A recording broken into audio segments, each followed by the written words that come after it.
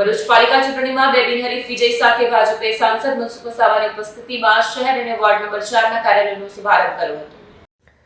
ભરૂચમાં સ્થાનિક સ્વરાજ્યની ચૂંટણીને લઈને શહેર અને વોર્ડ નંબર 4ના ભાજપ કાર્યાલયનું ઉદ્ઘાટન સાંસદ મનસુખ વસાવાના અધ્યક્ષસ્થાને કરવામાં આવ્યું હતું।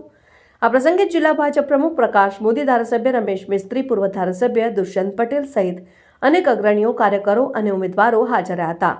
ઉદ્ઘાટન દરમિયાન મનસુખ વસાવાએ ભરૂચના વિકાસ પર ભાર મૂકતા જણાવ્યું કે શહેર હવે નથી ઓળખ સાથે આગળ વધી રહ્યું છે, નવી ઓળખ સાથે આગળ વધી રહ્યું છે અને વિકસિત ભારત સાથે વિકસિત ભરૂચ બનાવવાનો સંકલ્પ વ્યક્ત કર્યો। તેમણે તમામ ભાજપ ઉમેદવારોને વિજય માટે શુભેચ્છાઓ પાઠવી હતી અને ધારાસભ્ય રમેશ મિસ્ત્રીએ ભાજપ પાસે મજબૂત આગેવાની હોવાનો ઉલ્લેખ કરીને તમામ ઉમેદવારોને જ્વલંત વિજય માટે શુભકામનાઓ આપી। જિલ્લા પ્રમુખ પ્રકાશ મોદીએ પાલિકા અને પંચાયત ચૂંટણીમાં અભૂતપૂર્વ જીત માટે કાર્યકરોને આહવાન કર્યું। પૂર્વ ધારાસભ્ય દુષ્યંત પટેલે પણ તમામ ઉમેદવારોને સફળતા માટે શુભેચ્છા પાઠવી। આ દરમિયાન કોંગ્રેસના વોર્ડ નંબર 4ના ઉમેદવાર મનીષ જાદવ ભાજપમાં જોડાયા હતા અને ભાજપે ભરૂચ પાલિકા ચૂંટણીમાં બે બિનહરીફ જીત સાથે ચૂંટણી અભિયાનને વધુ મજબૂતી આપી છે।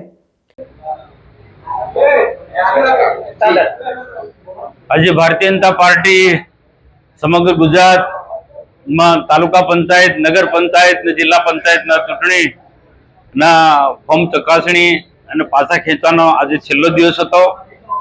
સમગ્ર ગુજરાતમાં 300-350 થી ઉપર બિનહરીફ સભ્યો થયા છે।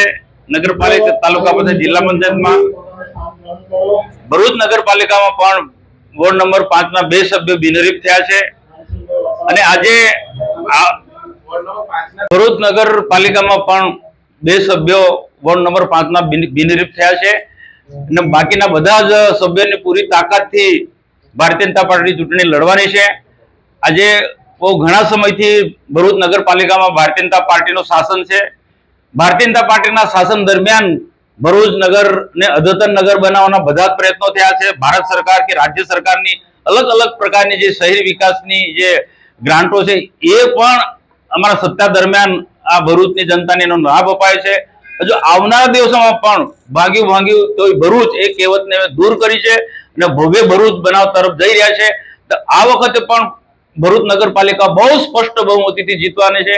સામેના લોકો આમ આદમી પાર્ટી હોય કે કોંગ્રેસના ગમે તેવો અપપ્રચાર કરતા હોય, પરંતુ ભારતીય જનતા પાર્ટી એક વિચારધારાને ભરેલી કાર્યકર્તા છે અને કાર્યકર્તાઓની પાર્ટી છે અને વહીવટમાં પણ અમારો પારદર્શક વહીવટ છે।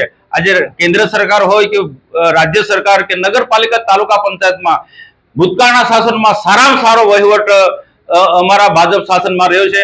નગરપાલિકા ભરૂચ ને હું વિશ્વાસ સાથે કહું છું કે એટલા માટે કે કેન્દ્રમાં અને રાજ્યમાં ભારતીય જનતા પાર્ટીનું શાસન છે અને અનેક પ્રકારની વિકાસલક્ષી યોજનાઓ છે।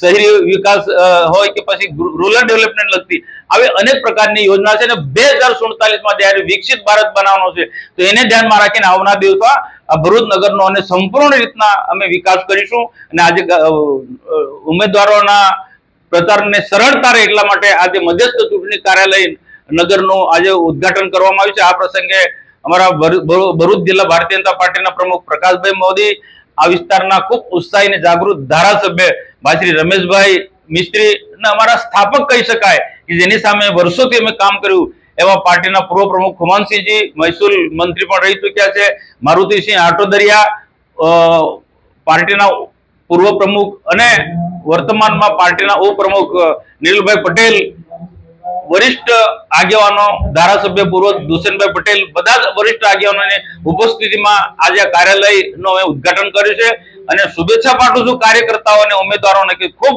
મોટા માર્જિનથી તમે જીતો। ભારત માતા કી જય। વિડીયો જર્નાલિસ્ટ વિરેન્દ્ર પાટીલ સાથે સત્યા ટીવી ન્યૂઝ ભરૂચ।